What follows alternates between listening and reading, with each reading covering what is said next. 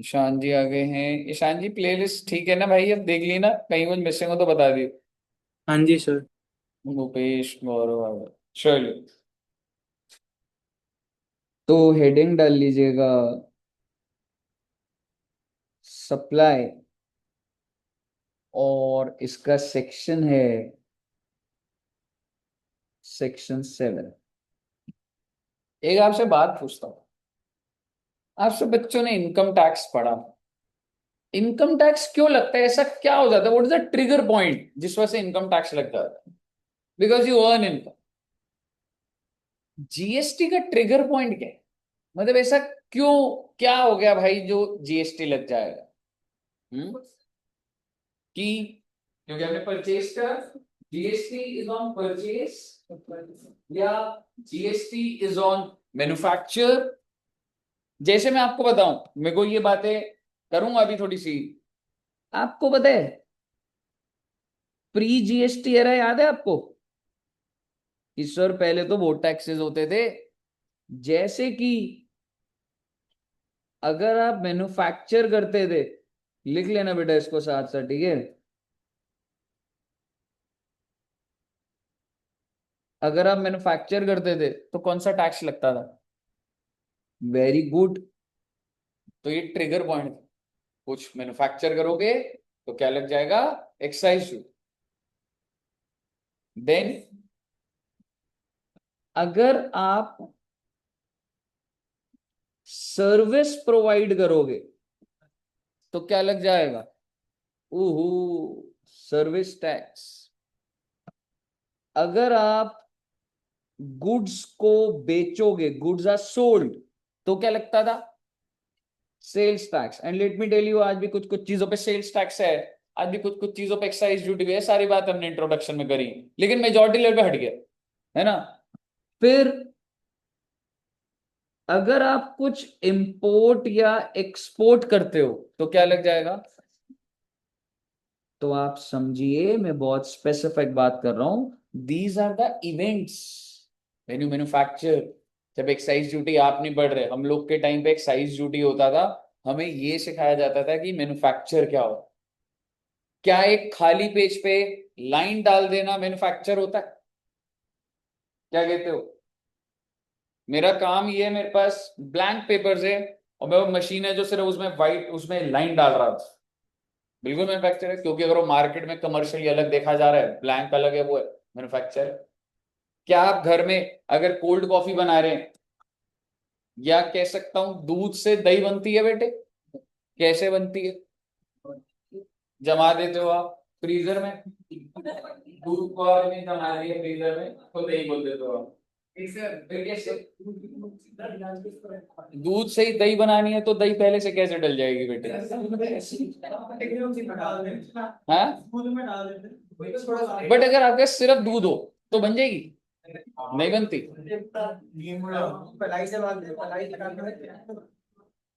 दूध से मलाई बनाई तो घी होता है। आप मैगी में घी डालते हो? हाँ, घी बन गया। बनानी थी दही, घी बन गया हमसे। हाँ? वैसे ही पूछ रहा हूँ कैसे बनता है, मतलब मेरे को पता नहीं है। थोड़ा सा पता है, लेकिन कैसे होता है मैं देख रहा हूँ किस कितनों को एग्जैक्ट पता है। खट्टा इज लेफ्ट ओवर दही, नो, मतलब दही होती है। हाँ, दैट्स इम्पोर्टेंट।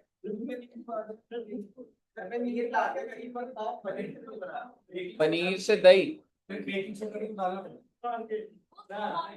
अभी एक रील आ रही थी, अगर आप मिर्च डाल देते हो ना तो दही बन जाती है, देखी नहीं? अच्छा, ऐसा होता है क्या दूध में मिर्च डाल दो तो दही बन जाती है? हाँ, मिर्च डाल दो, हरी मिर्च। हाँ, वो देखा था मैंने, मिर्च भी और डंडी अलग अलग। तो दूध में डालने से हो रहा था वो? तो बेटे आप मुझे बताओ, क्या ये एक्टिविटी मैन्युफैक्चर है कि नहीं है? बिल्कुल है सर। मार्केट में नहीं जा रही। हाँ, मार्केट में नहीं जा रही। पर क्या, अगर कोई चीज डिफरेंट नेम से जानी जा रही है तो उसको मैन्युफैक्चर बोला जाता है। आपको ये सारी बातें जाननी नहीं है। आप समझो ये टाइम पीरियड निकल गया, ये तो पुराने टाइम की बात है बेटा, समझ रहे हो। लेकिन आज के टाइम पे देखो ये वाले टैक्सेस अब है क्या। अब सरकार इसके बदले, अच्छा वैसे ही बोल रहा हूं, कस्टम ड्यूटी तो है ना भाई। आज के टाइम पे कौन सा टैक्स लग रहा है, क्योंकि सरकार का फंडा क्या है, one nation one tax, one election and one scam. ठीक है, इलेक्शन एक ही जगह, स्कैम भी एक ही जगह ही हो रहा है। ठीक है, अब आप मुझे बताइए, जीएसटी जो है, ऐसा कौन सा ट्रिगर पॉइंट है जो जीएसटी लग रही है। Is it purchase, is it sale, is it supply. Cascading तो बेनिफिट होता है, मैं कह रहा हूं जीएसटी क्यों लग रहा है, बिकॉज ऑफ सप्लाई। यही तो चैप्टर है बेटे। और सप्लाई किस चीज का बच्चे, गुड्स और service.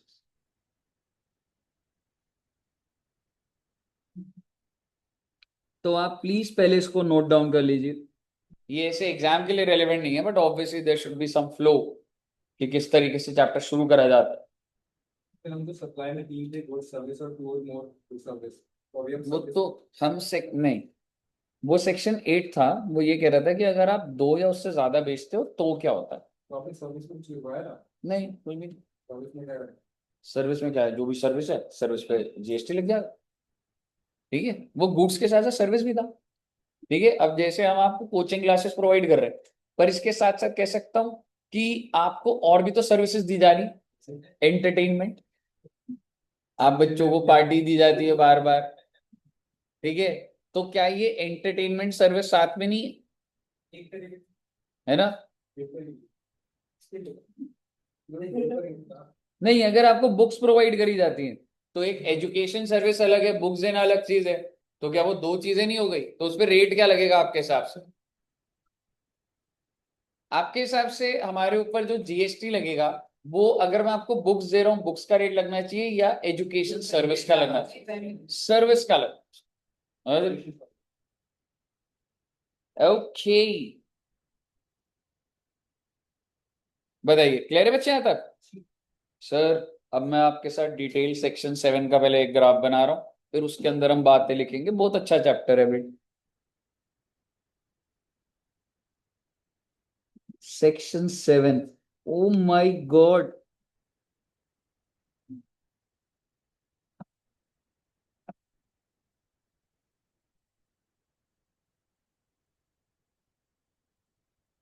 Section 7(1)(a), 7(1)(AA), 7(1)(B), 7(1)(C). Okay, AA,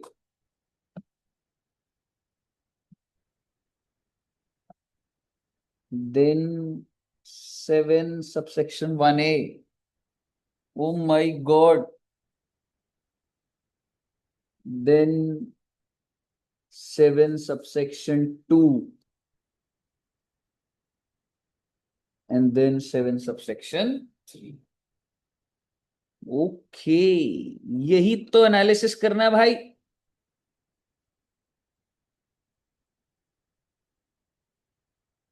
छोटा छोटा लिख लीजिएगा एक बार, हल्का हल्का। 7(1)(C) में एक स्केड्यूल डिस्कस होगा, not just section 7, we have to discuss 3 schedules. Schedule 1, 7(1)(A) जो होगा, इसमें आएगा शेड्यूल 2। अच्छा जी, और 7(2) में आएगा शेड्यूल 3। बड़े बड़े शेड्यूल है बेटे ये।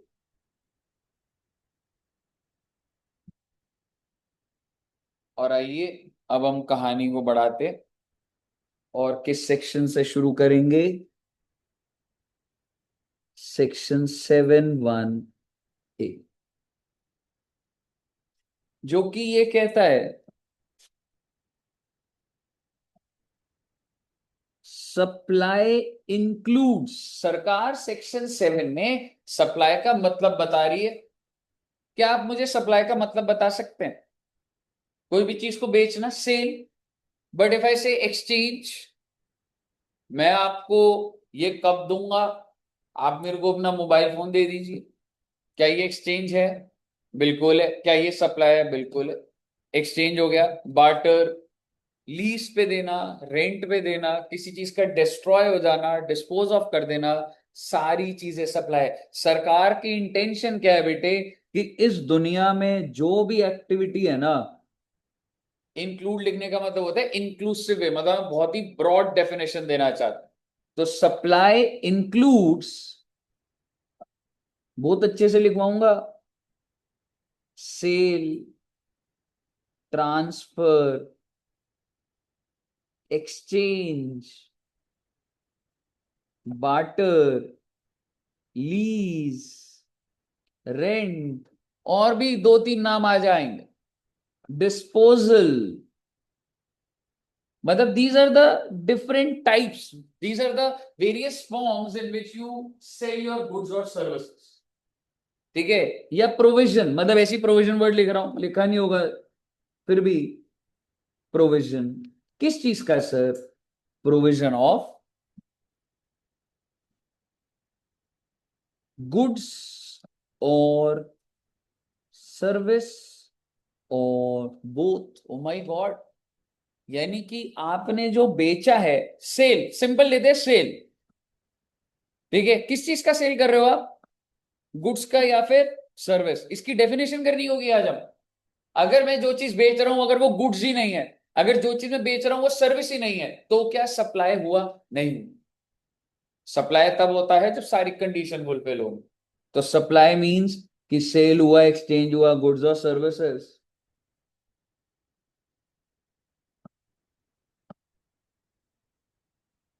For a consideration. अच्छा जी। अरे सर, अगर फ्री में दे दिया तो क्या सप्लाई ही नहीं है? नहीं है। अगर कोई सामान फ्री में दे दिया तो सप्लाई नहीं है? नहीं है। तो जीएसटी नहीं लगेगा? नहीं लगेगा। For a consideration in the course of business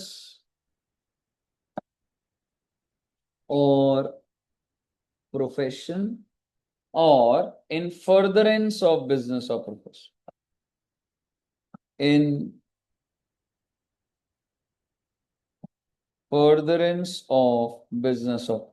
अरे सर, ये आप क्या बोल रहे हो बेटे? मैं ये बोल रहा हूं, आपके घर में सोफा पड़ा हुआ है, आपने उसको OLX पे बेच दिया, तो क्या उसको सप्लाई बोल दूं क्या? आपका धंधा थोड़ा ना वो बेचने का। मेरे घर पे कोई सामान पड़ा हुआ है, गाड़ी, बाइक, कुछ भी, ऐसे तो कोई इंसान अपना पर्सनल सामान बेचेगा, जीएसटी थोड़ा ना लगाता रहेगा। क्योंकि जीएसटी लगेगा नहीं लगेगा, किस चीज पे डिराइव होगा? सप्लाई है कि नहीं है। और सप्लाई तभी माना जाता है जब वो आपके बिजनेस का एसेट हो। इसलिए मैं आपको कह रहा हूं, अगर मैं ये एसी बेच दूं, अब आप मुझे बताइए क्या सप्लाई होगा? नहीं होगा? कम ऑन, एसी बेचू तो नहीं होगा। क्यों? मैं ये नहीं, ये पॉइंट नहीं है, बिजनेस एसेट है। It's not that I am not a dealer in this, but this these all are business assets. अगर एक बार बताओ, इसका आईटीसी ले रहा था ना, अब तो आपने बहुत पढ़ लिया जीएसटी में, याद नहीं है आपको? अगर कैपिटल गुड का आईटीसी ले लिया, बेच दिया जाएगा, तो जीएसटी नहीं निकाल रहे थे हम लोग? कि जितना आपने ले लिया वो जो बैलेंस है, या तो वो लायबिलिटी होगी, ठीक है, या फिर जो भी transaction value whichever is higher. भाई साहब, सिंपल सी बात कहने का मतलब ये है, ये एसी अगर मैं बेचूंगा तो जीएसटी लगेगा, और अगर मैं घर का एसी बेचूंगा तो जीएसटी नहीं लगेगा, क्योंकि ये धंधे का एसेट है, घर वाला धंधे का एसेट नहीं। क्लियर है बच्चे? So that's important.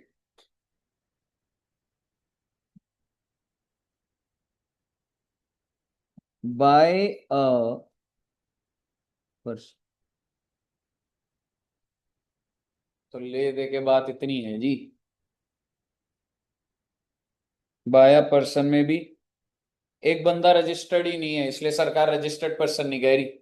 एक बंदा भाई रजिस्टर्ड नहीं है, 5 करोड़ का सामान बेच दिया, वो कह रहे सप्लाई नहीं है, क्यों नहीं है? क्योंकि रजिस्टर्ड, सरकार ने कहा, मैंने कहा बोला रजिस्टर्ड। समझ रहे हो? नहीं तो आप तो बाहर हो जाओ, मैं रजिस्टर्ड नहीं तो सप्लाई नहीं, ऐसे थोड़ा हो। ठीक है, इस पे भी पॉइंट आएगा। मुद्दे की बात ये है, अगर आप ट्रिगर पॉइंट समझोगे, सबसे पहले ये तो बहुत बच्चों वाली चीज है, सेल का मतलब ट्रांसफर, ये सारा तो ऐसी इतना टेक्निकल है ही नहीं। फिर क्या देखना होगा हमें? गुड्स और सर्विसेज। गुड्स की डेफिनेशन क्या होती है, सर्विसेज की डेफिनेशन क्या होती है। देन क्या चीज होनी चाहिए? कंसिडरेशन। अब मैं आपको यहीं पे लिखवा रहा हूं, इस बात की एक्सेप्शन है शेड्यूल 1। हम कुछ केसेस ऐसे करेंगे जहां पे even if the consideration is missing, तो भी उसको सप्लाई बोल दिया जाएगा। ओके।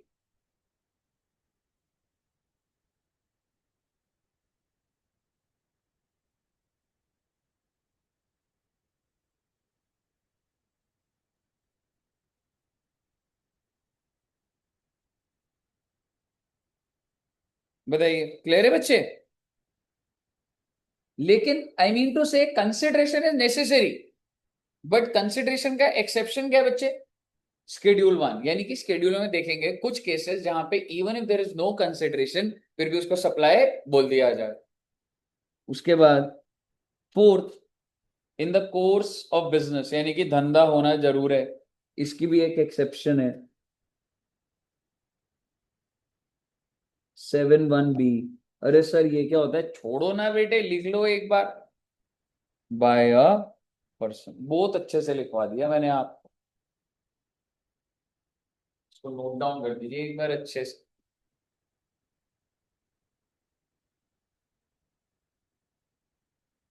कर लिया?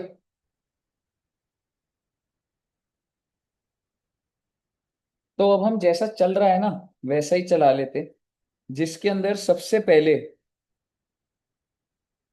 सर इन सारी टर्म्स का मतलब क्या है मैं आपको दिखाता हूँ।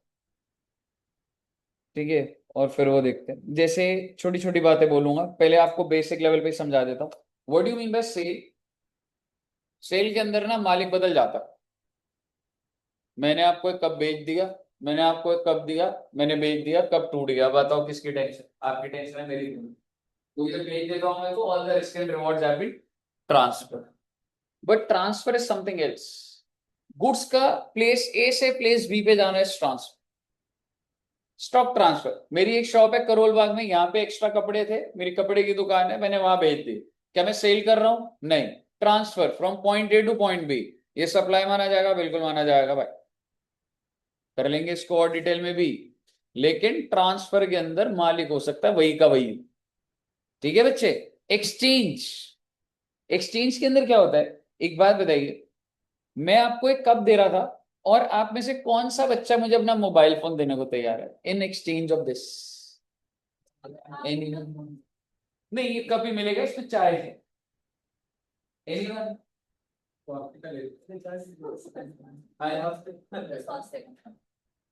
ठीक, डील हो जाएगी। कब से कम ट्रांसफर के बोलते सर की फोटो भी लगेगी, एक बात सुनो, एक बात सुनो, सर की फोटो लगेगी आप तो मेरा एक्चुअली है सर,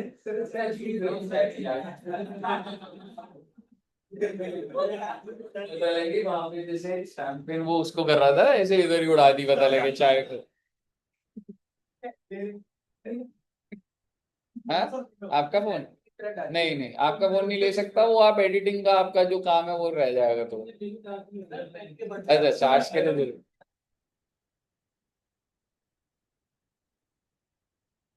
क्या? एक बार मैं चाय पी लेता हूँ, फिर एक्सचेंज करा दूँ, साफ करके दूंगा तो संजय भैया को, फिर रहने दूँ। देखो चाय ले ली मैंने, तो पानी पीना स्टार्ट हो गया अगर। ठीक है। अब मुझे बताइए, अच्छा आपने पर पूरी बात नहीं सुनी, मैं ये कप के साथ, अब मुझे अगर फोन दोगे तो मैं 20,000 भी दे रहा हूँ। अब बेटे सारे रेडी हो गए।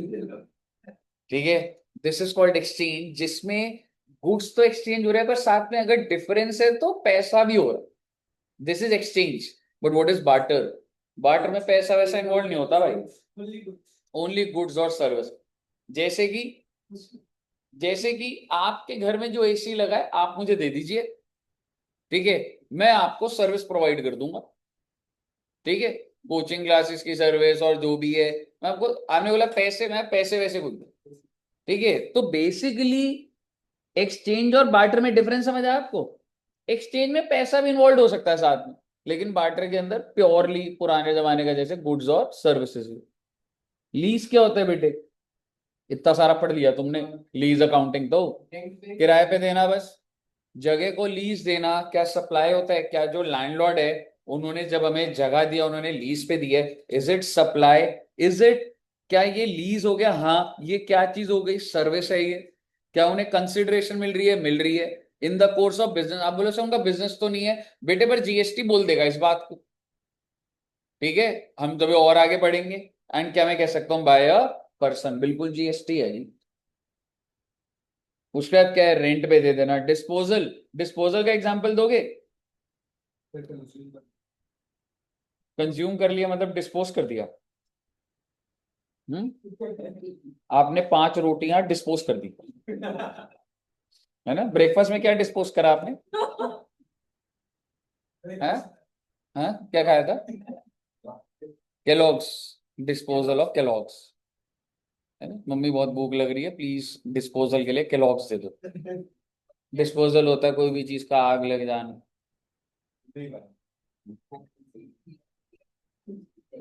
ना ना, सेल कर दिया तो सेल नहीं होगा वो।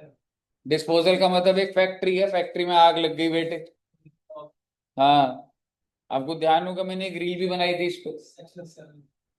हाँ वही चल रहा है, ठीक है। ठीक है, सो बेसिकली अगर डिस्पोज ऑफ, एंड आप इवन आपने रजिस्ट्रेशन में भी देखा हुआ है बच्चे, आपने रजिस्ट्रेशन में भी देखा हुआ है, आपको याद है अगर कोई बंदा कैंसिलेशन लेता है और उसकी दुकान पे सामान है, सरकार कहती है हम तो इसको मान रहे हैं बिक गया। आप दुकान पे ताला लगा रहे हो, 20 करोड़ का सामान पड़ा है, सरकार क्या वेट करेगी आप कब बेचोगे? रजिस्ट्रेशन कैंसिल, जो भी दुकान पे है it is considered a dispose, supply मान लिया जाएगा।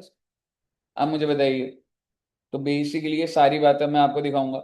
देन उसके बाद गुड्स का मतलब क्या होता है और सर्विसेज का मतलब, देन हमें कंसिडरेशन की डेफिनेशन देखनी होगी, देन हमें इन द कोर्स ऑफ बिजनेस का क्या मतलब होता है देखना। सेटअप क्लियर है आपको? आइए, यहां तक तो लिख लिया था ना बच्चों ने? छोटी सी, चलो लिखने का तो अब और ऐसा वो नहीं है, पर एक बार, हाँ जी, लिखने का है। गुड, आपको पता है बेटे लिखने का है, लिख लीजिए फिर आप। ये देखो बेटे, क्या 7 1 समझ आ रहा है?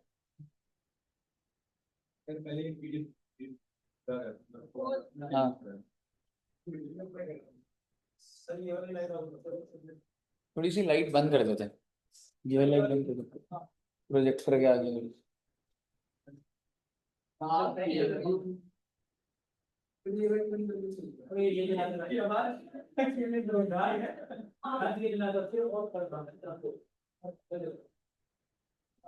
अब ठीक है, पर कैमरे मेरी फोटो नहीं आ रही होगी। हाँ, नहीं पर अभी फोटो आ रही होगी पर एकदम। हाँ, अच्छा, तो मैं नहीं आना चाहिए मेरी ही क्लास में, मेरी ही वीडियो में, मैं ही नहीं दिखना चाहिए?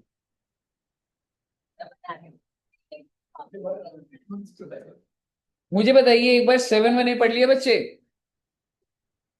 Exactly exactly. दोबारा पढ़ लो ना एक बार, नहीं दोबारा लिखना नहीं, पर एक बार पढ़ लीजिए। लाइसेंस भी वही होता है, लाइसेंस देना, 4G का लाइसेंस, 5G का लाइसेंस, कैश सप्लाई, लिख लो वर्ड लाइसेंस लिख लो, ठीक है। लाइसेंस देना भी तो सप्लाई होता है। मैं आपको लाइसेंस दे रहा हूं कि आप बस चला सकते हो, या ड्राइविंग लाइसेंस दे रहा हूं, या लिकर लाइसेंस दे रहा हूं, क्या ये सप्लाई है? बिल्कुल है। समझ रहे हो? आपको लग रहा होगा ऐसे ही बोल रहा हूं मैं, लिकर लाइसेंस देना सप्लाई नहीं माना। ड्राइविंग लाइसेंस बिल्कुल है, 4G 5G spectrum what ever licence है, हमेशा हजारों हजारों तरीके लाइसेंस। आपको सिनेमा हॉल चलाना है, आपको लाइसेंस चाहिए होता है। फैक्ट्री चलाने का लाइसेंस, क्या सप्लाई है? बिल्कुल है। लेकिन लिकर का लाइसेंस क्या सप्लाई है? नहीं, क्योंकि जब लिकर बाहर है तो लिकर का लाइसेंस भी बाहर। ठीक है, पेपर में आ जाते हैं, नीचे आएगा राइट टाइम। बताइए, यहां तक क्लियर है बच्चे? अब हम सबसे पहले एक बात बताओ, क्या मैं कह सकता हूं, इस पॉइंट को डिस्कस कर लेता हूं, जैसे लिखा हुआ वैसे कर लेंगे। कहने से there should be a business. एक छोटी सी बात, अगर अपने घर का सामान बेचोगे तो सप्लाई माना जाएगा? नहीं। लेकिन एक एक्सेप्शन है बच्चे, दैट इज 7(1)(b। और 7(b) कहता है कि supply includes import of service. अगर आप इंपोर्ट करते हैं for a consideration whether or not in relation to business. Business होना मैक्स मैंडेटरी कंडीशन थी, पर एक केस में नहीं है। किस केस में? Import of service. मतलब आप अपने घर को, आपको आर्किटेक्ट सर्विस चाहिए घर के लिए, आपको आर्किटेक्ट सर्विस चाहिए, वो बंदा एक यूएस से का जो आपको प्रोवाइड कर, कहने से this is import of service. ठीक है, क्या इसको सप्लाई बोला जा रहा है या नहीं बोला? आप चाहे बोल रहे हो अरे सर ये तो मेरे घर की डिजाइनिंग है, ये तो मेरे घर के लिए ड्राइंग है, ये तो घर की आर्किटेक्ट सर्विस है, कोई फर्क नहीं पड़ रहा भाई। अगर आप बाहर से इंपोर्ट करते हैं सर्विस, ठीक है, चाहे वो आपका बिजनेस हो अब या ना हो, सप्लाई मान लिया। समझ आया? एग्जाम्पल लिख देता हूं इसके नीचे, आप 7(b) लिख सकते हैं और इसके नीचे एग्जाम्पल बना दूंगा। Example, mister A imports the service of Mr. B, who is in USA,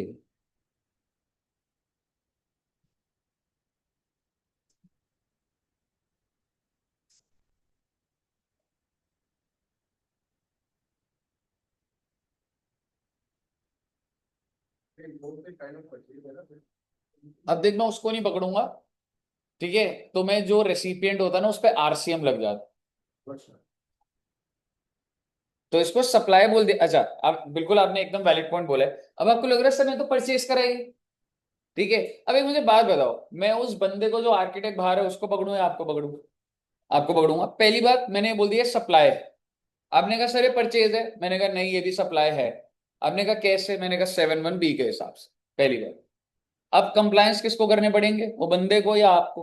आपको करने पड़ेंगे, आप इंडिया में रहते हो, जाके सारी रजिस्ट्रेशन लो, पेमेंट लो, सारी चीजें जनरली मैक्सिमम केस आरसी। और जब भी तेरा, अब ये बाहर से आ रहा है तो उस पर आईजीएसटी लगता है, वेन यू इम्पोर्ट गुड्स और सर्विसेज तो आईजीएसटी। एग्जैक्ट, और exactly, and this is destination आप इंपोर्ट कर रहे हैं, so what is the destination? India, तो जीएसटी तो लगेगा ना। इंपोर्ट ऑफ सर्विस और mister A for renovating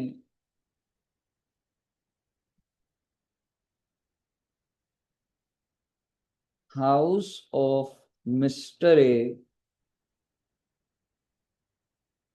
situated in Noida is supply. Okay.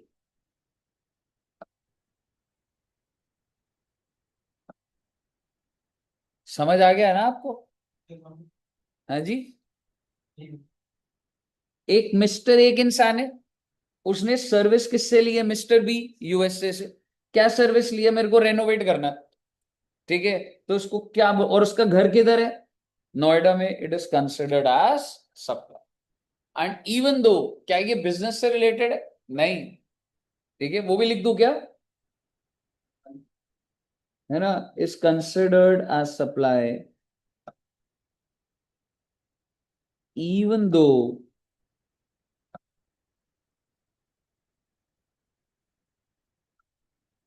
it is not related to business or profession of Mr. A. Mr B के under कुछ नहीं होगा भाई, वो बाहर रहता है भाई, वो दिया मैं, सरकार मेरे को तंग करेगी, मैं आपको सर्विस ही नहीं दूंगा। अगर आपकी सरकार, मैं बाहर रहता हूँ, तेरी इंडिया की गवर्नमेंट मेरे को एक ट्रांजैक्शन के लिए बीच में आ रही है, मैं डील ही नहीं कर रहा, सरकार उसको तंग नहीं कर रही। बताइए, क्लियर है बच्चे? ओके, अगर हम नेक्स्ट देखें तो क्या आप मुझे बताएंगे अगला सेक्शन कौन सा है? 7(1)(c। आपने पहले कौन सा करा था? 7(1)(a। हालांकि 7(1)(a) पूरा नहीं हुआ, गुड्स का क्या मतलब, सर्विस का क्या मतलब, कंसिडरेशन का क्या मतलब, ये सब तो डेफिनेशन है ना, देखेंगे उस। बस 7(1) हो गया था हमारा उस लेवल पे कि हाँ ठीक है पता लग गया। 7(1) क्या था कि भाई बिजनेस नहीं भी है तो कोई बात नहीं, फिर भी सप्लाई हो जाएगा एक केस में, इंपोर्ट ऑफ सर्विस। और तीसरा है भाई 7(1)(c), that the activity is specified in schedule 1, even if there is no consideration, it will be treated as supply। तो ये आपकी कंसिडरेशन की एक्सेप्शन हो गई कि जब हम शेड्यूल 1 करेंगे तो उसमें 4 पैरा होंगे, 4 पॉइंट होंगे जहां पे कंसिडरेशन होगी 0, फिर भी उसको क्या बोल दिया जाएगा, सप्लाई। 7(1)(c) को नोट डाउन कर लीजिए।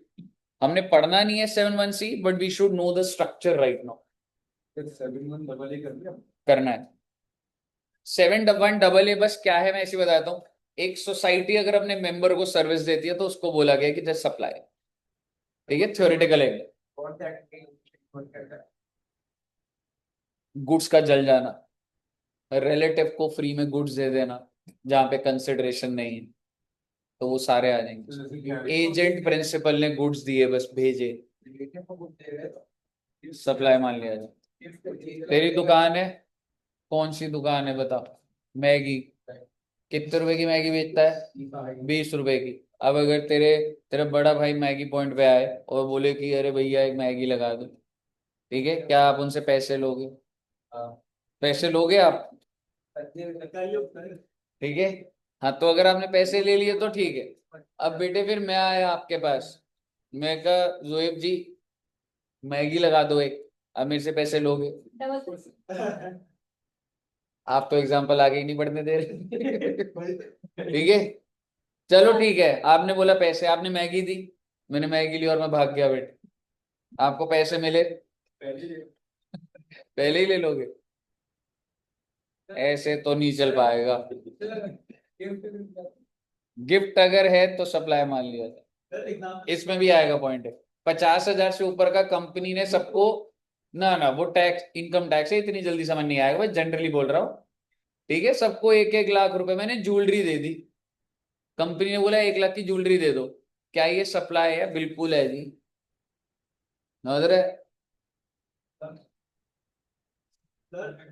हाँ, हाँ जी वर्क कॉन्ट्रैक्ट आएगा, क्या होगा वर्क कॉन्ट्रैक्ट, हाँ रेनोवेशन वर्क कॉन्ट्रैक्ट ही। बताइए क्लियर है। हाँ जी, क्या कह रहा था वंश, क्या कह रहा था। अच्छा, नहीं नहीं, मैं बेटे घर पे खा लूंगा मैगी, आपकी शॉप पे नहीं होंगी। रामानुजम में कहाँ पर है वैसे, कैंटीन के बगल में। हाँ हाँ, सही में तो इधर खड़ा होता है भाई ये, उधर होता है ये रामानुजम, वहां पे मैगी पॉइंट है उधर।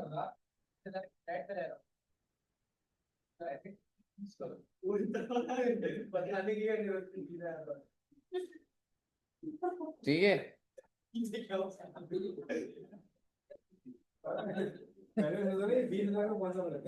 ठीक है, बताइए, यहां तक लिख लिया बच्चों ने।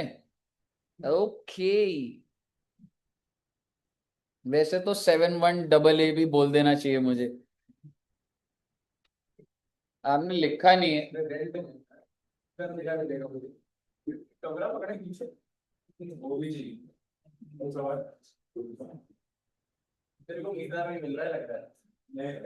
आओ बेटे आओ, वैसे तो मैं आपको ऐसे ही लिखवा सकता हूँ, बट आई वांट कि आप थोड़ा रीड करें जिंदगी में,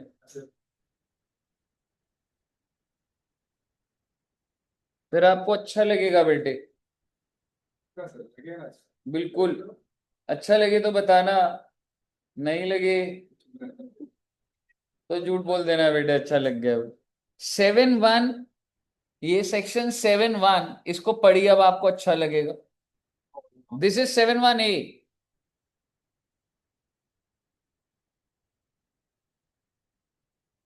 समझ आ रहा है एकदम, good. Now this is 7(1)(a). 7(1)(a) कुछ नहीं है रे, 7(1)(a) बोल रहा है अगर एक पर्सन, और अगर आपको शॉर्ट में बोलूं तो एक सोसाइटी, RW सोसाइटी होती है ना, दे प्रोवाइड सर्विस, कि आप हमारे यहाँ पे इलेक्ट्रिसिटी का बिल, एक कैंप लग रहा है इलेक्ट्रिसिटी बिल का। जैसे मैं आपको बताता हूँ, हमारे यहाँ जो सोसाइटी है ना, वो क्या कर रहे हैं, जैसे कि हम लोग के इधर क्या होता है, इलेक्ट्रिसिटी बिल आप ऑनलाइन पे कर देते हो, आज के बहुत कन्वीनियंट है, तो उसका नहीं हो रहा। पर क्या मैं कह सकता हूँ, आपके घर में जो दूध आ रहा है, मिल्क आ रहा है, वो कैसे आ रहा है? आप बाहर जा रहे हो मार्केट में, या कोई बंदा लगाया हुआ है जो सुबह आता है? ठीक है। तो सोसाइटी क्या कर रही है कि एक हम जगह पर, वहीं पर सारे के सारे जो भी मदर डेयरी, अमूल, जिसको जो चाहिए, कॉलोनी के अंदर ही लग जाएगा और आप वहीं से परचेज कर सकते। ठीक है। दूसरा, अगर आपको प्रॉपर्टी टैक्स पे करना है तो उसका कैंप लगेगा। आप रादर देन अथॉरिटी जाए, यहीं पे जमा कर दीजिए, एक बंदा अथॉरिटी चला जाएगा। हालांकि वो ऑनलाइन भी हो जाता है आज के टाइम। पर क्या होता है, कई सीनियर सिटीजन होते हैं, दे फाइंड इट कन्वीनियंट। ठीक है। उसके अलावा एक और चीज क्या हो रही थी अभी, इलेक्ट्रीशियन आप बुला रहे हो, मार्केट से आ रहे हैं, एक कॉमन इलेक्ट्रीशियन जो कॉलोनी का रख लेंगे। तो इस तरीके से सोसाइटी इनिशिएटिव लेती है। क्या सोसाइटी आप मेंबर्स को सर्विस नहीं दे रही?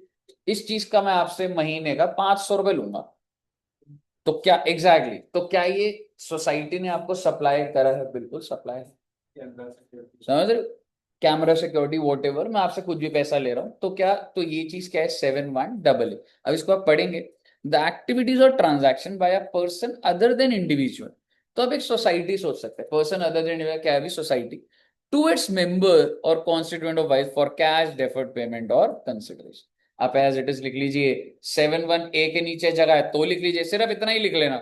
और अगर नहीं भी है तो 71AA, आपने 71C तक तो लिख लिया है ना, 71AA उसके नीचे लिख, सिर्फ ये 4 लाइन, द एक्टिविटीज और transaction by person other than individual to its member.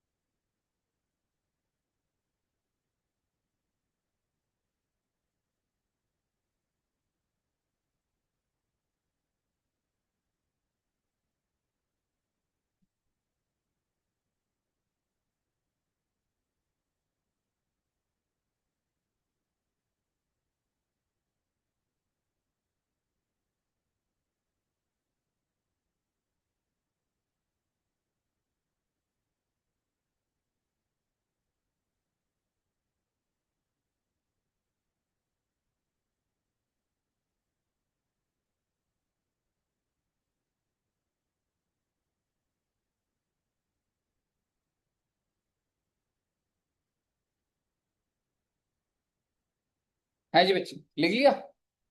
पर एक छोटा सा एग्जांपल इसे लिख लो, सोसाइटी और एरो बना के, to members, service by society to its members. आपको बस वो एग्जांपल याद आए? हाँ, हाँ सप्लाई माना जाएगा। ठीक है ना, service by society to its members. Okay. हाँ, service by society to its members. अलग अलग है, एक हम चैप्टर करेंगे एग्जाम्शन का, डिपेंड करता है, मिक्स भी कह सकता है। अरे बहुत बिगनर, वो जो इलेक्ट्रिसिटी वाला इलेक्ट्रिसिटी सर्विस दे रहा है उसका बिलिंग अलग है। मैं तो बस आपको चीजें अलाइन करके एक जगह पे दे रहा हूँ, मैं तो वो चीज,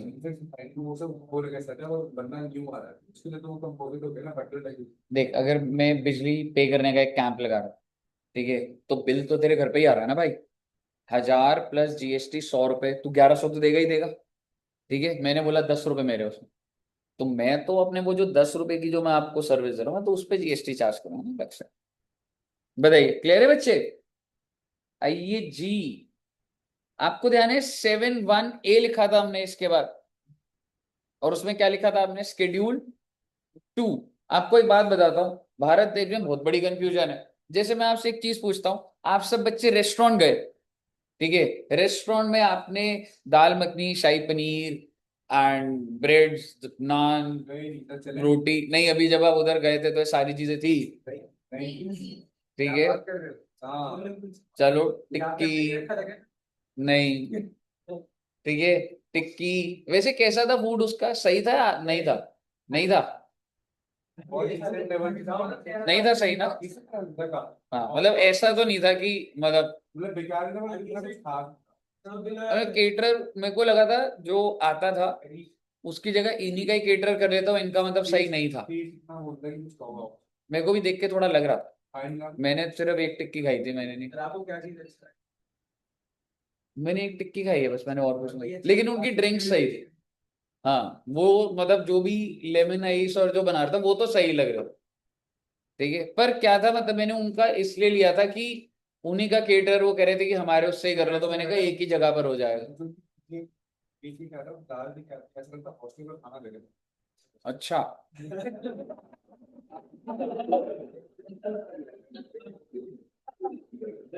मैं हॉस्टल में रहा हूं, लेकिन मेरे को ऐसा नहीं लगता। हाँ, इसने तो बहुत ज्यादा ही खराब दे दिया। हॉस्टल का तो देख लेगा यार, मन कहेगा खाना हाँ, भाई भाई भाई। और ये नहीं टेस्ट के साथ थोड़ी बोलो चल भाई भाई। पाव भाजी ठीक, गोलगप्पे ठीक थे। बोल रहे थे ठीक है, दो खाई। नहीं, आप रहने दो, आपसे फीडबैक ही नहीं लेना।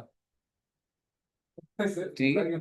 चल क्या होता है जब फंक्शन हो जाता है ना, जब ऐसे कभी होश पूछे तो मन में जो भी हो बोलते हैं, नहीं नहीं सर बहुत अच्छा था, ऐसे होता है वो।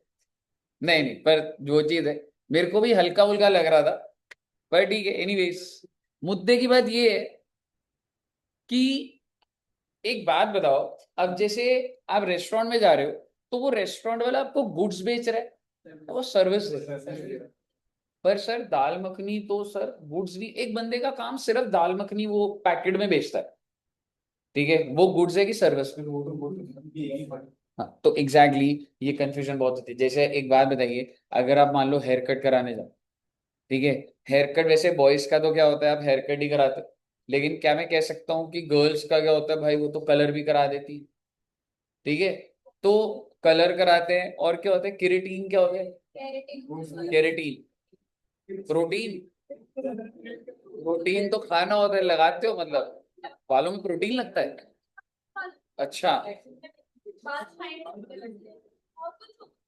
पनीर भी लगाते तो प्रोटीन है तो?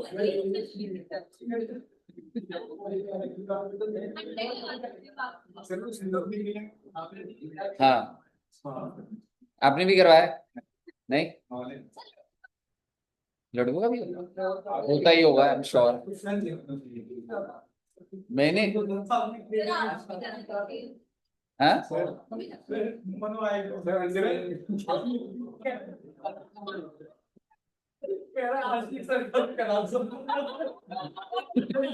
अब बोलेगा ये तो बोलेगा पहले नहीं बोला बोलूंगा भाई। आशीष सर क्या क्या हेयर कट? भाई साहब घाटे में भी चले जाएगा।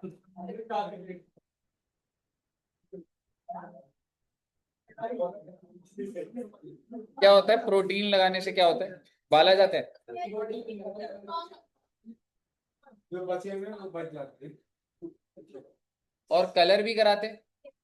कलर कोई बॉयज में कराया किसी ने? अब तेरे बोलने में कोई बताएगा भी नहीं, तूने कराया? अच्छा।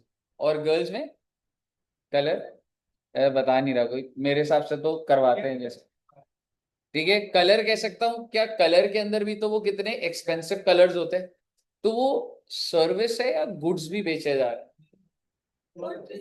हाँ, गुड्स भी है तो क्या माना जाएगा? Service service. आप ये जो चीज अभी कह रहे हो ना, ये ना बड़ा डिस्प्यूट रखता था पहले बात।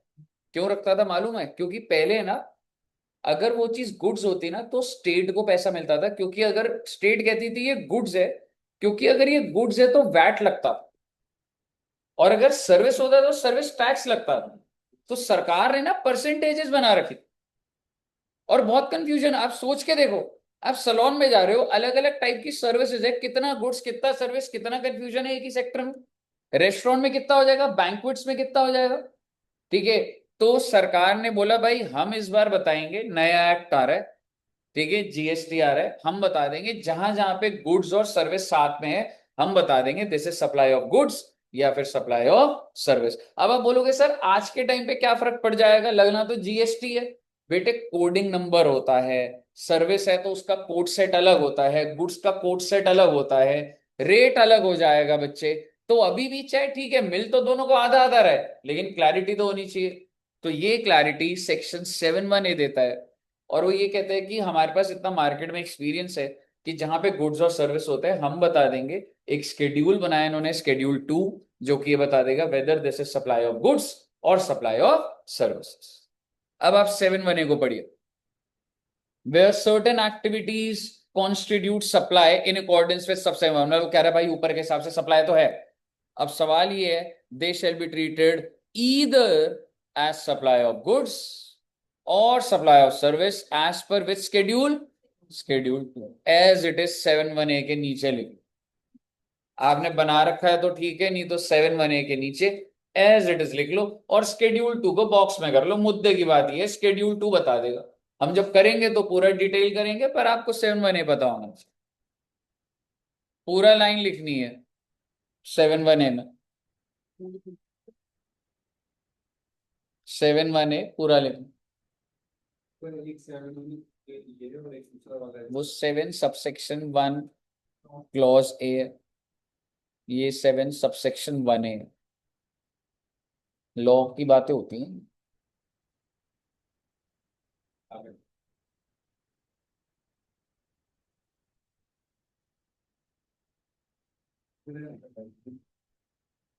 अरे भाई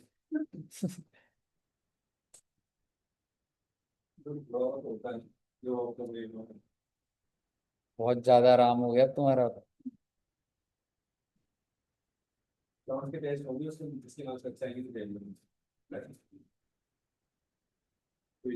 आशीष सर को लेकर आऊंगा बैडमिंटन खेलने।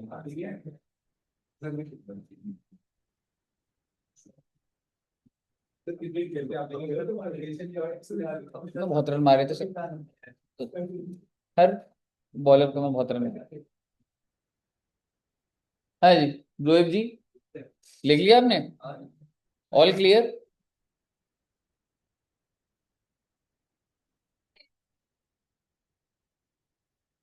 वही कंसाइनमेंट लिख लेना ग्रुप में। बिल्स ऑफ एक्सचेंज क्या क्या है उस सेक्शन में? ये अभी तक एक बार भी नहीं हुआ था। कौन सा चैप्टर ले, कौन सा चैप्टर अकाउंट्स का कौन सा रखें? कौन सा चैप्टर लूं आप ही बता दो। ब्रांच ले लेते हैं और डिपा।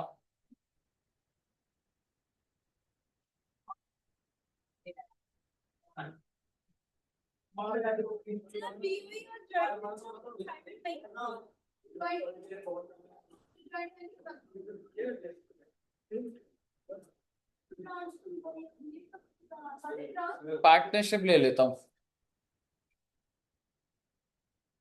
तुम कह रहे हो ये भी हो गया वो भी हो गया। पार्टनरशिप ले लेता हूँ, पार्टनरशिप। हाँ देखते हैं वो, पार्टनरशिप का ले लेते हैं। पार्टनरशिप नहीं हुआ एक बार भी।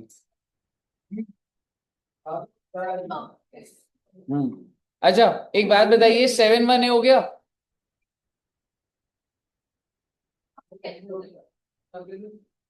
अच्छा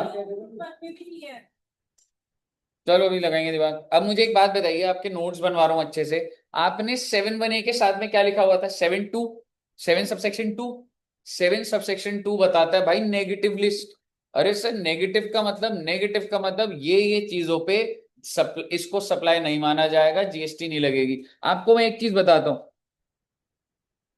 आज के टाइम पर जीएसटी इतना ब्रॉड है कि सप्लाई क्या चीज है सरकार ने ये बोला है, अगर तो आप शेड्यूल 3 में हो आपकी एक्टिविटी तो जीएसटी नहीं लगेगा। इसके अलावा सारा का सारा क्या है, सप्लाई। मैं आपको बताता हूँ भारत देश में हर कोई कहता है, जैसे मनमोहन सिंह जी, आपको क्या लग रहा है he was a very good not prime minister finance minister, अच्छे फाइनेंस मिनिस्टर थे या नहीं थे? बहुत ज्यादा सही, बहुत फाइनेंस, बहुत अच्छे फाइनेंस मिनिस्टर थे। आपको पता है वो ही ये कॉन्सेप्ट लेकर आए थे जीएसटी का नहीं, भारत देश में सर्विस टैक्स भी नहीं था बेटे।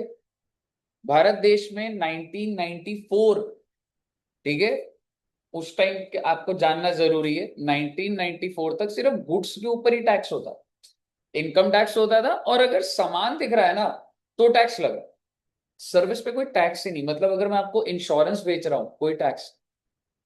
मैं स्टॉक ब्रोकर हूं और मैं आपसे कमीशन लेता हूं, कोई टैक्स नहीं। टेलीकॉम सर्विस, कोई टैक्स। क्यों? क्योंकि गुड्स दिख ही नहीं रहे।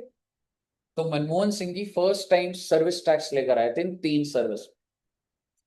भारत देश में 1994 में सर्विस टैक्स का कॉन्सेप्ट पहली बार आया था, that we are taxing only goods but not services. And what services, तीन किस पर आया था सिर्फ? एक इंश्योरेंस, टेलीकॉम, और तीसरा स्टॉक ब्रोकिंग। 1994 में सिर्फ तीन सर्विस थी, और उन्होंने ग्रेजुअली 20 साल में ऐसा कर दिया। ये पांच चीजें हैं जिस पे नहीं है, बाकी आप जो मर्जी काम करते हो दुनिया में, सब पे जीएसटी लग जाएगा, सर्विस टैक्स। तो आप सोचिए, वो स्कोप जब स्टार्ट हुआ तो तीन सर्विस से था, और किस लेवल पर उन्होंने इंटीग्रेट कर दिया टैक्स। समझ रहे हो? कलेक्शन बहुत जरूरी होती है भाई सरकार के लिए। समझ रहे हो? मुद्दे की बात ये है, तो यही लिखा हुआ है, नॉट विथ स्टैंडिंग, ये सब कुछ नहीं देखना, एक्टिविटीज और transaction specified in which schedule, schedule 3 shall be treated neither as supply of goods nor as supply of service। Schedule 3 में जो जो लिख दिया जाएगा, ना ही वो सप्लाई ऑफ गुड्स है, ना ही सप्लाई ऑफ सर्विस है। एक बात और बोलूंगा, सच एक्टिविटीज अंडरटेकन, उसके बाद है और कुछ एक्टिविटीज हैं which are undertaken by the government in which they are engage as public authority. मान लो आप गवर्नमेंट के पास जाते हो, क्या मुझे बता सकते हो किस केस में आप गवर्नमेंट के पास जाते हो, where government is acting as public authorities? बताओ। अगर आपको लाइसेंस बनाना है तो गवर्नमेंट के पास जाते हो? भाई गवर्नमेंट को अपनी दुकान तो खोलनी पड़ेगी ना, लाइसेंस बनाना है भाई। ठीक है। ऐसे और क्या चीजें, अगर आप एक रेस्टोरेंट खोल रहे हो तो क्या आपको लाइसेंस लेना पड़ता है? बिल्कुल लेना पड़ता है। आप कभी दुकान में किसी में घुसो, एमसीडी का सबसे पहला लगाओ, हमने भी ले रखा। समझ रहे हो? तो बेसिकली एमसीडी का अगर वो आए, भाई साहब आप रजिस्टर्ड ही नहीं हो, सबसे पहला डॉक्यूमेंट होता है। समझ रहे हो? और बताइए, अगर आप जैसे अ, और कोई भी रीजन हो सकता है, ठीक है, आप ट्रक चला रहे हो, उसका लाइसेंस अलग होता होगा, ट्रक का लोड लेने का लाइसेंस अलग होता है, सिनेमा हॉल का लाइसेंस अलग होता है। क्या इसमें गवर्नमेंट एज पब्लिक अथॉरिटी नहीं आ रहा? मुझे पब्लिक को सर्व कर रहा है, मैं गवर्नमेंट हूं, तो मेरे को तो एक ऑफिस खोलना ही पड़ेगा ना। तो क्या वो सारी सर्विसेज पे जीएसटी वो सप्लाई माना जाएगा? नहीं माना जाएगा, नहीं। 7 सबसेक्शन 2 कह रहा है, शेड्यूल 3 में जो जो है वो सप्लाई नहीं माना जाएगा, और कुछ एक्टिविटीज और ट्रांजैक्शंस, यानी कि कुछ एक्टिव, मतलब मैं आपको लाइसेंस दे रहा हूं, I am a government, undertaken by CG, SG और local authority in which they are engaged as public authority, as be notified, लंबी कहानियां वो लिखनी है, shall be treated neither as supply of goods nor supply of service. Please इसको लिख लीजिएगा। 7 subsection 2 heading डाल लो चाहे। और अब आपका स्ट्रक्चर बहुत बढ़िया बन, अब हम लोग डिटेल्ड अंदर घुसना स्टार्ट करेंगे, फिर दोबारा 7 में।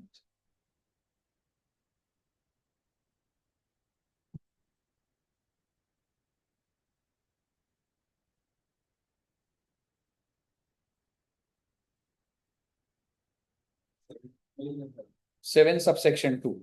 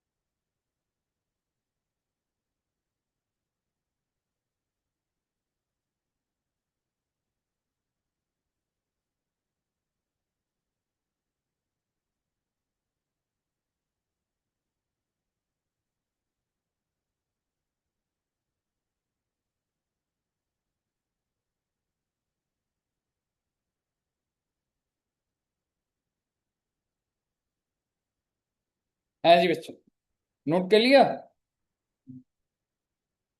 ओके।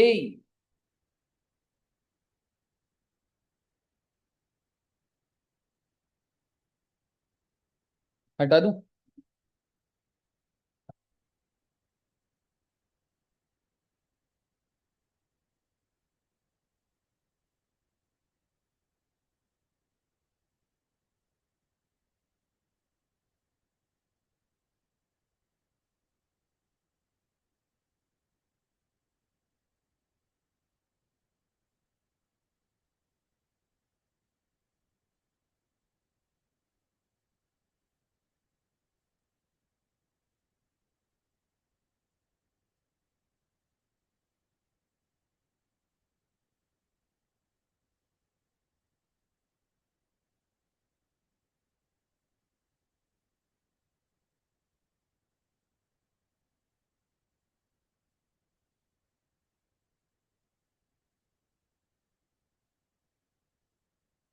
है जी बच्चों, लिख लिया? चलो लिखो ले, लिखो रे। हटा दूं?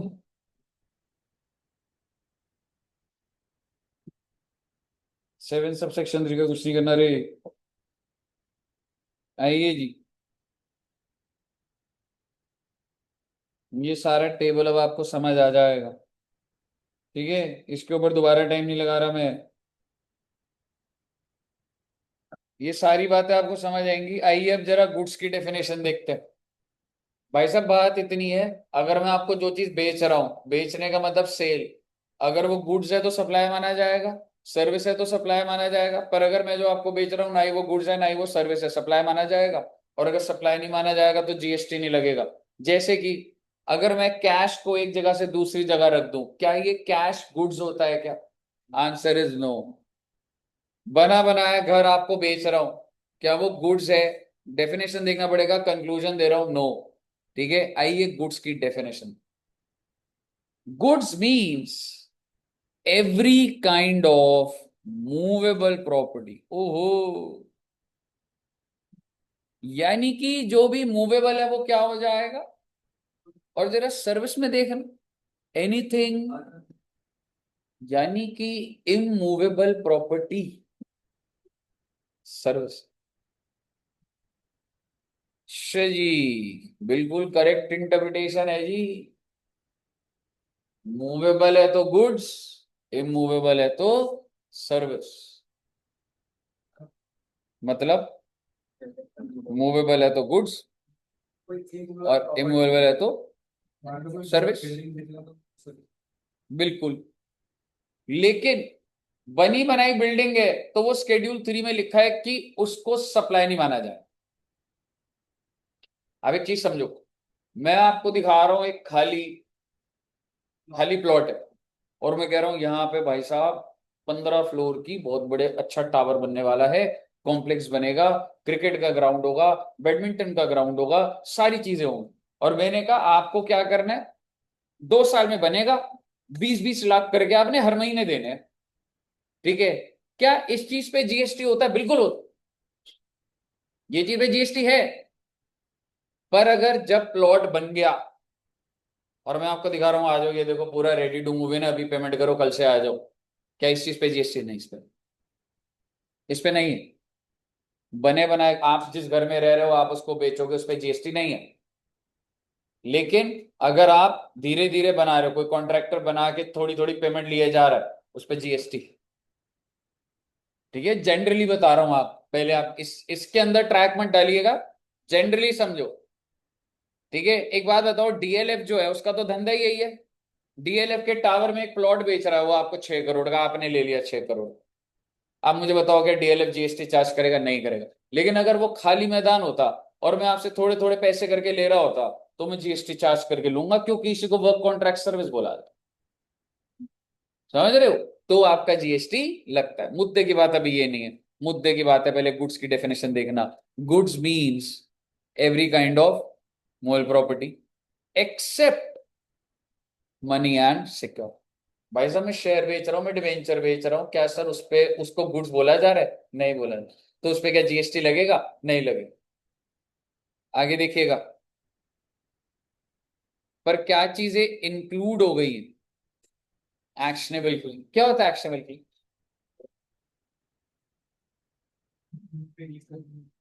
हम्म आप एक बात बताओ, आप बच्चों ने तंबोला खेला है? तंबोला कितने बच्चों ने खेला है? खेला है? तंबोला होता है 1 to 90, आपको एक टिकट दूंगा, 1 से 90 के बीच में नंबर होंगे कुछ, ठीक है? और मैं यहाँ पे 1 से 90 सबको टिकट दे दूंगा। 1 से 90 में बोल रहा हूँ 67, आपकी टिकट में 60 काट दोगे आप, ठीक है? ठीक है।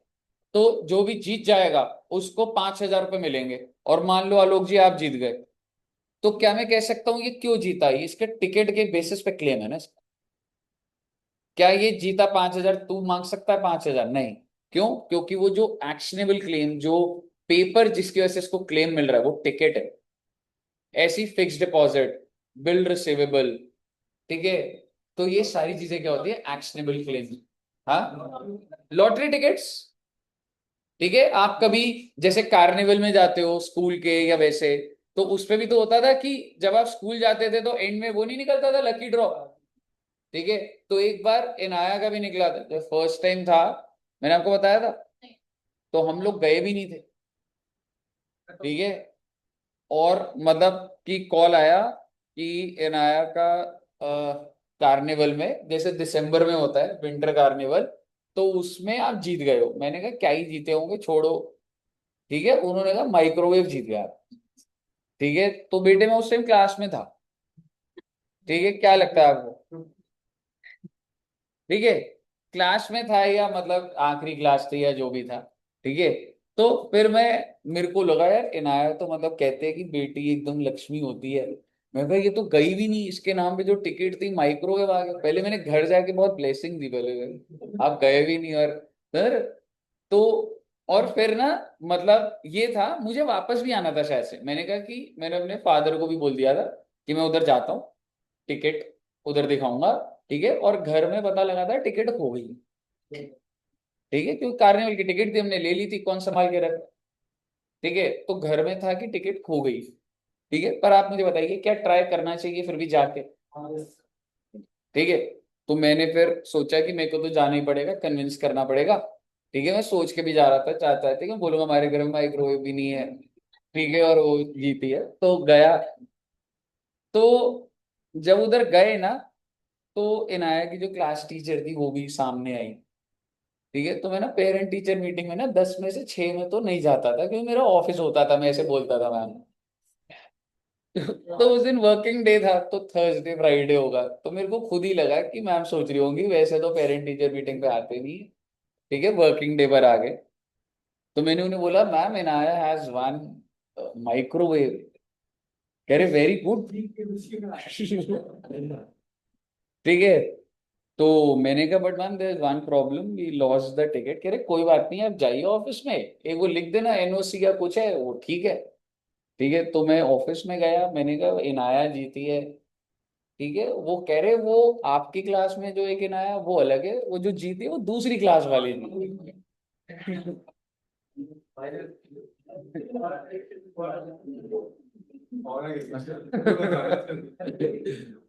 हाँ, नई जिंदगी ठीक है। शुरू। फिर मैंने फोन करा घर पे, मैंने कहा लक्ष्मी है कि नहीं है पता नहीं। मैं कहा मैंने तो मैं कहा वो पता नहीं जीते तो नहीं है, देखो जिताया तो नहीं है। हाँ, पर एक गिफ्ट का तो क्रेज होता है, माइक्रोवेव जीत गए तो बिना गए भाई, मेरे को था भाई। हाँ, है स्कूल के बदला है इसमें नहीं? अगली बार कार्निवल पे जाऊंगा जरूर, जीतने के चांस है, ठीक है? तो वो चीज थी। तो वो टिकट ढूंढ रहे थे ना घर में, वो टिकट क्या थी? Actionable claims. क्योंकि अगर मैं वो टिकट दिखाता तो क्या मुझे माइक्रोवेव मिल जाता? तो भी नहीं मिलना था, ठीक है? जल्दबाजी, पूरा नाम ही नहीं सुना बेटे, इनाया आगे सरनेम क्या था पता नहीं। हाँ, हाँ एग्जैक्टली, मतलब फोन तो कर दिया था उन्होंने, तो वो चीज है। क्या? अच्छा, तो ठीक है, एक्शनेबल क्लेम समझ आया आपको? हाँ, कूपन क्या? हाँ कूपन होते हैं, पर वो मतलब वो तो एंड में ही होता है ना कि कौन जीता कौन नहीं जीता। आप लोग जाते थे स्कूल में अपने? आ सकते हैं। अगर वो बहुत बड़े अमाउंट के, देखो फिर ये, अब ये नहीं होगा ना आप मैकडोनल्ड्स या उसका वो ले रहे हो, 20 रुपए का ऑफ ले रहे हो, कुछ ले रहे हो, तो एक्शनेबल क्लेम। ठीक है, मुझे बताइए एक्शनेबल क्लेम्स क्लियर है? अगला क्या है बच्चे, point number 2। Oh my God crops बेच दिए, oh my God grass, things attached to or forming part of land which are agreed to be severed before supply or under a contract of supply। भाई साहब something is attached to the land, पर मेरा contractor मैं उसको वो निकाल के आपको बेच दूं, क्या क्रॉप्स अटैच टू लैंड नहीं होते? बिल्कुल होते। ग्रास कोई ट्रीज होंगे जो मैं निकालूंगा और बेच दूंगा, क्या वो गुड्स की डेफिनेशन आ रहा है? बिल्कुल आ रहे हैं। ठीक है, अगर मैं आपसे गुड्स की डेफिनेशन करूं, हो गई पूरी। गुड्स इंक्लूड्स क्या लिखा था? Every kind of movable property except money and security, but includes actionable claims and grass, crops, things attached to the land which is agreed to be severed before supply। लिख दीजिएगा। अच्छा पहले service की बात कर लीजिए, सर्विस पर आते हैं। बस बेटे सर्विस की डेफिनेशन करते हैं, मैं तो सोचा था बहुत सारा कराऊंगा। ठीक है, service means anything other than goods, यानी कि सर मनी और सिक्योरिटी गुड्स नहीं था तो वो सर्विस हो गया, पर सर्विस की डेफिनेशन में भी ये लिखा है that service excludes money and securities. ठीक है पहली बात, लेकिन includes use of money. What do you mean by use of money? Money exchanger, आप रुपए लेकर आए, मैंने आपको डॉलर दिया, तो I am in the business of using the money. समझ रहे हो? या बैंक्स हो गए, भाई आपका लोन प्रोसेस कर रहा हूं, आपका एटीएम खुलवा रखा है, आपको एक्सेस करवाता हूं फंड्स, कुछ तो चार्जेस लेता हूंगा, क्या वो सर्विस है या नहीं है? बिल्कुल है। ठीक है, और आखिरी क्या है? कन्वर्जन ऑफ मनी बाय और any other mode from one currency to another. Same ही बात चल रही है बेटे, यूज ऑफ मनी बोल लो या ये सेम ही बात। यूज ऑफ मनी के अंदर बैंक आ जाता है और नीचे वाला क्या हो गया मेरा? कन्वर्जन। कहिए क्लियर है बच्चे? इसको बनाएंगे आप या नहीं? मैं बताऊं कैसे लिख लो, जो मैं बोलूंगा वैसे लिख लेना। सर फोटो खींच लीजिए कि मैं चार्ट बेटर। चार्ट बना लोगे तो सही है। ठीक है, तो फिर फोटो एंड में खींचना है, कंसिडरेशन की डेफिनेशन और देगा। कोई बात नहीं बेटा, पहले बोलते बेटा, मैं इतना नीचे आ गया पेज में, पहले बोलना था आपको। मैगी पे पैसे लिए थे ना आपने। What do you mean bye consideration? ध्यान से देखना मैं कैसे बोलूंगा। एग्जैक्टली क्या कंसिडरेशन हमेशा मनी होगी या काइंड भी हो सकता है, या फिर by not doing an act, I mean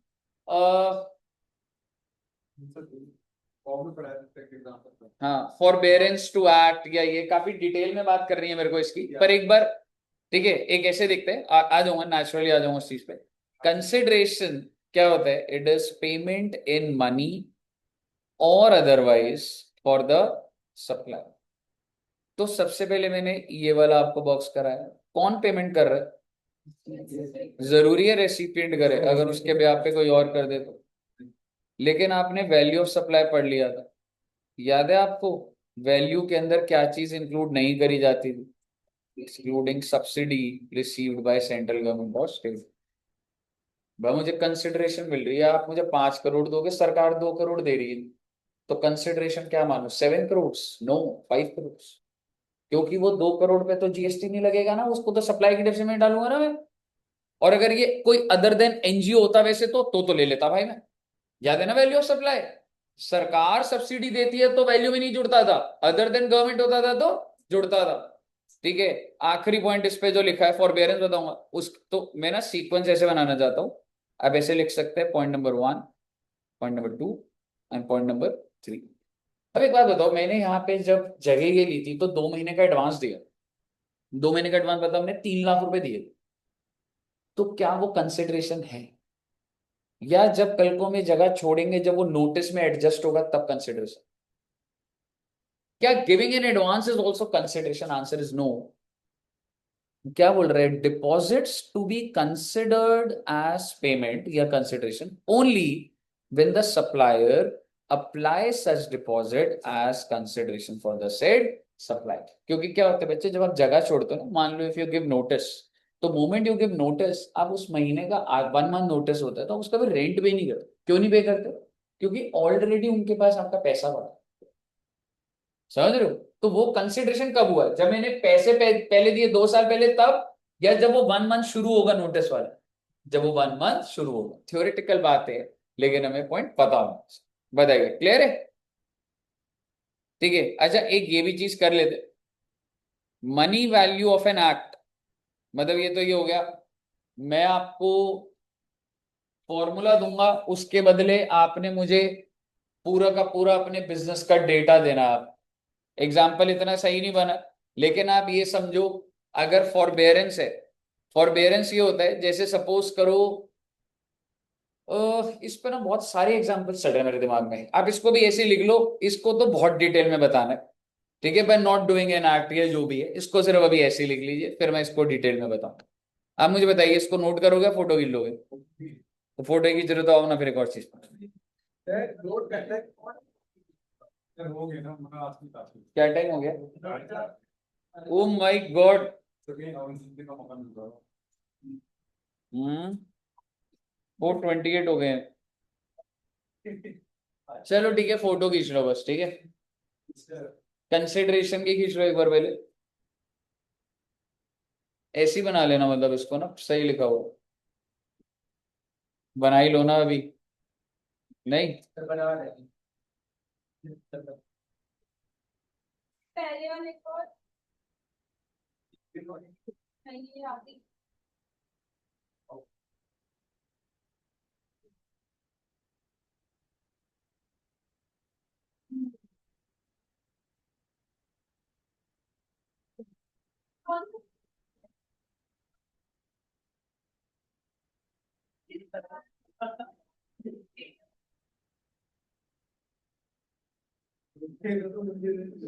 ठीक है, फोटो खींच लो ना,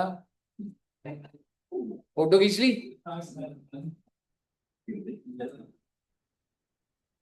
ये भैया, ये लो गुड्स की भी एंड सर्विसेज की।